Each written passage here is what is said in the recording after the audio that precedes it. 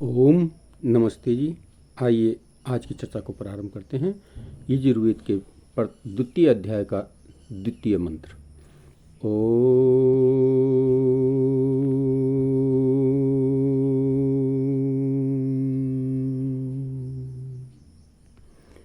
आदित्ये बिंदनमसि विष्णु स्तुपो शूर्णमृदसं त्वा स्त्रणामि श्वासस्थाम् देवेभ्यो भुवपतये स्वाहा भुवनपतये स्वाहा भूतानां पतये स्वाहा। तो इस मंत्र में परमात्मा ईश्वर उपदेश करता है कि मनुष्यों, तुम वेदी आदि यज्ञ के साधनों का संपादन करके सब प्राणियों को सुख तथा परमेश्वर की प्रसन्नता के लिए अच्छी प्रकार क्रिया युक्त यज्ञ करना और सदा सत्य ही बोलना चाहिए।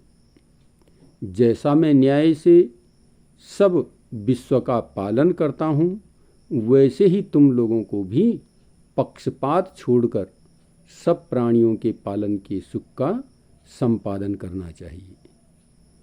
तो बहुत ही सुंदर तरीके से इसमें बताया गया है कि मनुष्यों को वेद आदि की रचना यज्ञ वेदी बना करके यज्ञ के साधनों को एकत्रित करते हुए ठीक प्रकार से सब प्राणियों के सुख के लिए यज्ञ करना चाहिए और ईश्वर की प्रसन्नता के लिए। कहते हैं इस यज्ञ को करने से अच्छी प्रकार किया हुआ युक्त यज्ञ करना और सदा सत्य ही बोलना चाहिए। कहते हैं विधि विधान के अनुसार ठीक प्रकार से उत्तम उत्तम सामग्रियों को एकत्रित करके यज्ञ करना चाहिए और निरंतर सदा सत्य का ही पालन करना चाहिए। सत्य ही बोलना चाहिए, सत्य ही करना चाहिए, सत्य ही विचार करना चाहिए। और कहा जैसे मैं न्याय संगत सब विश्व का पालन करता हूँ, वैसे ही तुम लोगों को भी न्याय युक्त होना चाहिए।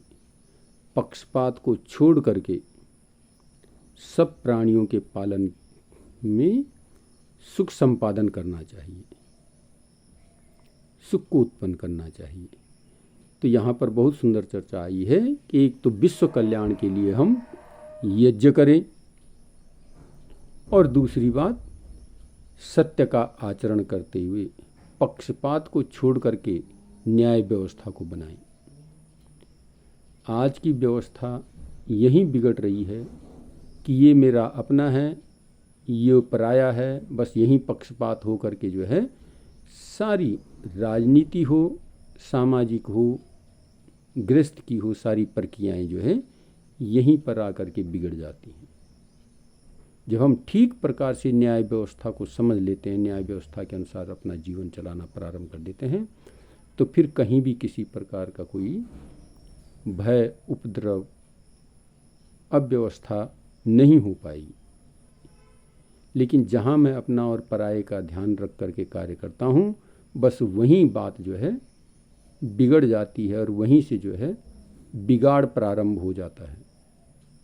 तो बड़ी सुंदर बात इस मंत्र में आई है कि मनुष्य को सबके कल्याण के लिए कार्य करना चाहिए, न कि स्वयं के लिए। तो इसलिए सब मनुष्यों को प्राणी मात्र के हित के लिए कहते हैं यज्ञ करना चाहिए। यज्ञ के विषय पर पहले मंत्रों में भी कई बार बताया जा चुका है कि यज्ञ वायु और वृष्टि जल की शुद्धि करता है और इससे सब प्राणियों को सुख पहुंचता है, लाभ पहुंचता है। तो इसलिए यज्ञ निरंतर करते रहना चाहिए और सत्य पर अपने जीवन को चलाने का प्रयत्न करना चाहिए। पक्षपात त्याग देना चाहिए, बिल्कुल पक्षपात रहित होकर के न्याय करना चाहिए। तो बड़ी सुंदर चर्चा इस मंत्र में आई है। हमें इस मंत्र पर गहनता से विचार करते हुए अपने जीवन को आगे बढ़ाने का प्रयत्न करें और सदा सत्य का पालन करें। आइए आज की चर्चा में फिर करते हैं। ओम शम।